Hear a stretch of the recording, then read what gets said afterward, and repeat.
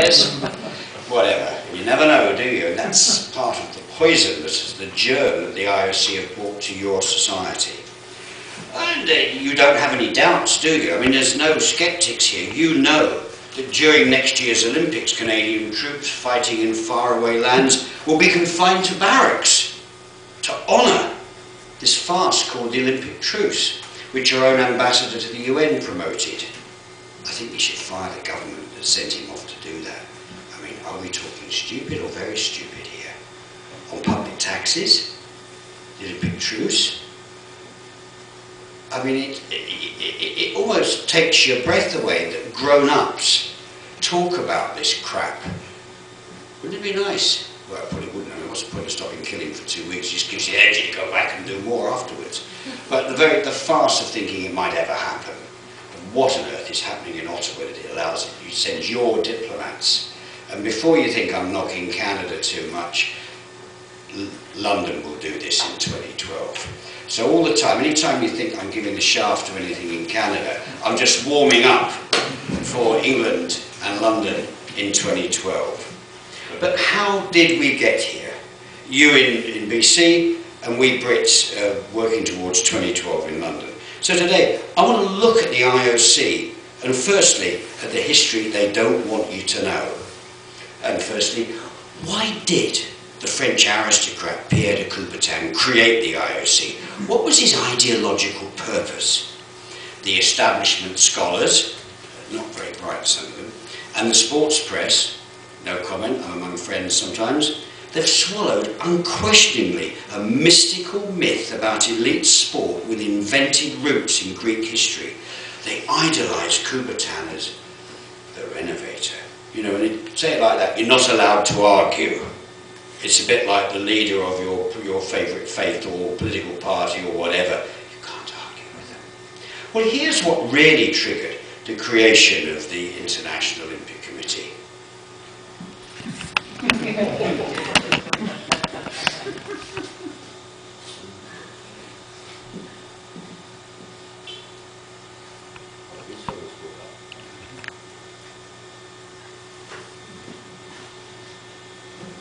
We're there.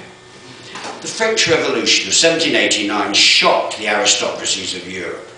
Most of France's aristocrats survived the French Revolution of 1789, but images like these haunted them through the next century. But they didn't learn any lessons. The condition of working people and the poor remained unacceptable to the working people and the poor. 80 years later, after the disastrous Franco-Prussian War of 1871, the people of Paris rebelled again. They chased the government out of the city and they built barricades. To the horror of the aristocracy, many soldiers joined in loudly, embracing the communards and, oh my God, socialist ideas.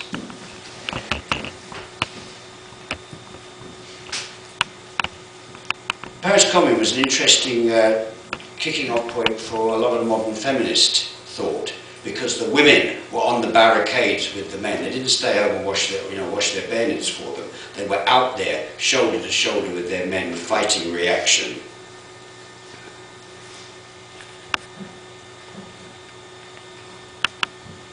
Two months later, the government defeated the revolution and they took their revenge for 1789 and the later uprising. Estimates by reputable historians of the numbers of people executed range up to 50,000 citizens. Contemporary photographs.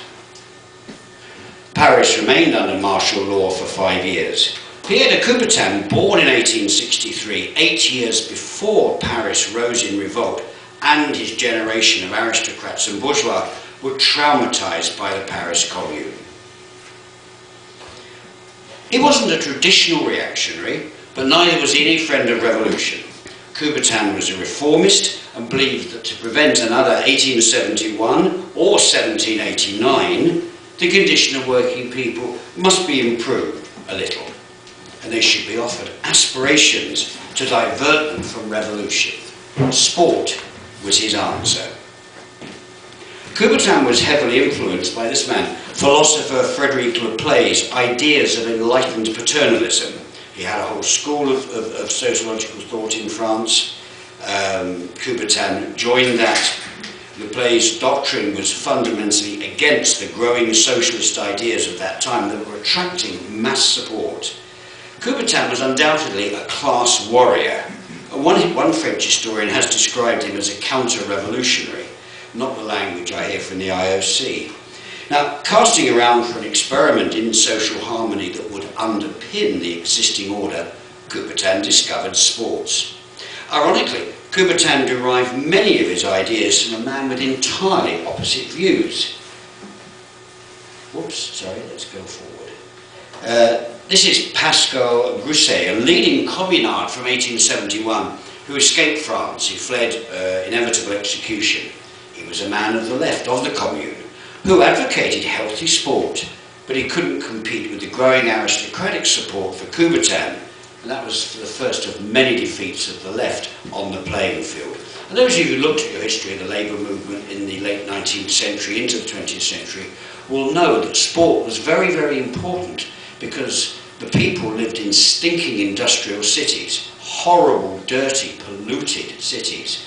And in England, for instance, we had the Clarion cycling clubs. Clarion was a socialist newspaper. The cycling clubs took them out of the stinking slums into the fresh air around the cities. And so sport and the working class movements of that time were very much linked. Now, Coubertin claimed he was creating a universal movement, yet the only common people in sight at the Sorbonne in the summer of 1894, when he launched his Olympic movement. I do ask you to think now and again about this word movement they use. Movement? Well, you can have a movement of the bowels, you can have a political movement, you can have the Spanish fascist movimiento, but I don't know what this movement is. I mean, hands up anybody who's a member of the Olympic movement. Anybody? I mean, it's not criminal, you won't be investigated, but what you don't know is that you are, because the IOC and their propagandists speak of this Olympic movement embracing everybody except me during 1992 to 1999, when they banned me from their conclaves because I published a book and made a film which made them look rather corrupt. So who was there? The waiters, the doormen, the grooms. He called it universal. And here's a few of the toffs gathered around. As you can see, working people.